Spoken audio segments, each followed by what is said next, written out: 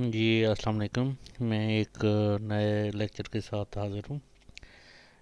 आज हमारा जो लेक्चर है वो मैट्रिसेस एंड डिटर्मिनेंट्स का जो है पहले चैप्टर का 1.1 एक्सरसाइज का आखिरी लेक्चर है।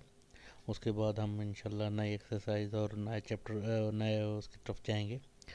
लेक्चर शुरू करने से पहले आपसे रिक्वेस्ट करूँगा कि मेरे चैनल को सब्सक्राइब करें, लाइक करें, रिकमेंड करें लोगों को, ताकि ज़्यादा से ज़्यादा लोग इससे इस्तेफ़ादा हासिल कर सकें।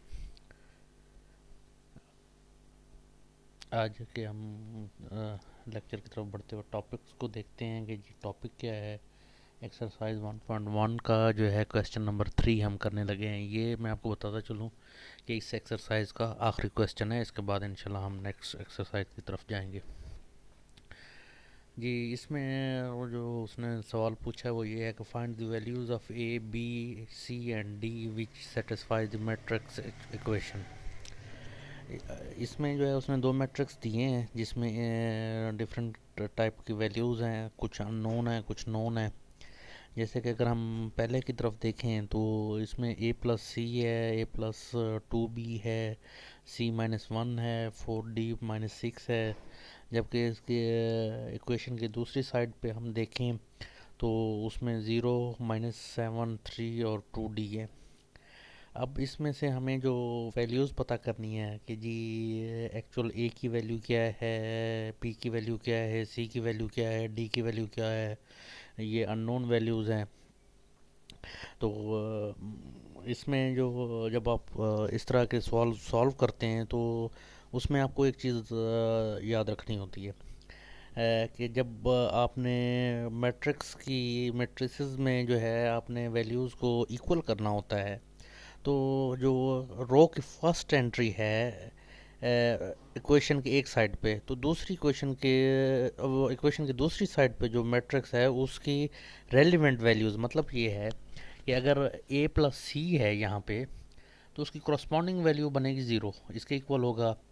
ए प्लस 2b जो है वो -7 के इक्वल होगा, सी-1 जो है वो 3 के इक्वल होगा, और -4d-6 के इक्वल होगा। मतलब ये है कि जो फर्स्ट एंट्री है, सेकंड है, थर्ड है, फोर्थ है, तो वो इक्वल जो होगी इक्वेशन के दूसरी साइड वाले की भी इसी करस्पॉन्डिंग एंट्री के इक्वल होगी, जो कि नीचे मैंने मेंशन भी कर दिए हैं। नीचे जनाब मैंने आपने देखा है कि इनको इक्वेशंस का नंबर दे दिए हैं। A plus C is equal to 0, sorry equation 1 है। A plus 2b is equal to -7 जो है वो इक्वेशन 2 है। सी-1 इज इक्वल टू 3 इक्वेशन 3 है। 4d-6 is equal to 2d है। ये इक्वेशन 4 है। हम इसके अब सोल्यूशन की तरफ चलते हैं आगे। सबसे पहले हम इक्वेशन 1 को लेते हैं।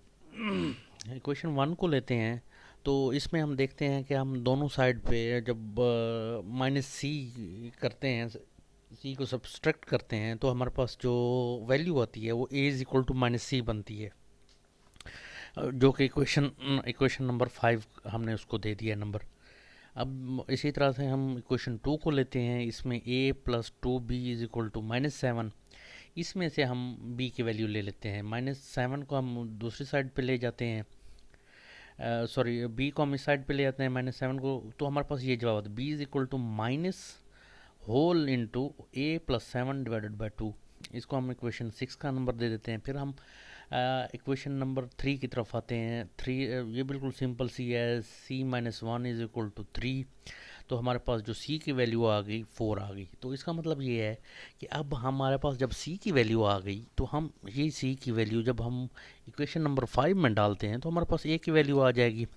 वही हमने किया, जब हमने उसमें डाली तो हमारे पास a की वैल्यू आ गई -4। इसका मतलब ये हुआ कि हमारे पास c और a की वैल्यू आ गई हैं। जब a की वैल्यू आएगी तो हमारे पास इक्वेशन 6 मौजूद है, जिसमें हम वैल्यू डालेंगे तो हमारे पास b की वैल्यू आ जाएगी। जी इसी तरह हमने स्ट्रेट अवे उसमें b की वैल्यू हमने इक्वेशन नंबर 6 में डाली। जब हमने उसको सॉल्व किया तो हमारे पास जवाब आया -3। माइनस होल इनटू जो था वो था a+7/2। ए की वैल्यू -4 है, +7 ये ब्रैकेट के अंदर जो जवाब आता है वो +3 आता है, लेकिन क्योंकि बाहर एक माइनस है तो वो माइनस उसके साथ हो जाएगा, तो ये जवाब जो हमारे पास आता है -3/2 आता है। अब हम इसी तरह से क्वेश्चन नंबर 4 लेते हैं, जो कि है 4D - 6 = 2D। फिर हम इसी तरह से करते हैं कि जी हम अल्टरनेटिव उसमें -6 को दूसरी साइड पे ले आते हैं, 2D को हम दूसरी साइड पे ले जाते हैं, तो 4D - 2D = 6। ये यहाँ पे 4D - 2D = 6, इसका जवाब जो बनता है 2D = 6, और इसी तरह से D = 3। अब हमारे पास सॉल्व हो गई हैं, सारे जवाब आ गए हैं। हम इसको जो है A = -4, B = -3/2, C = 4 और D = 3 है।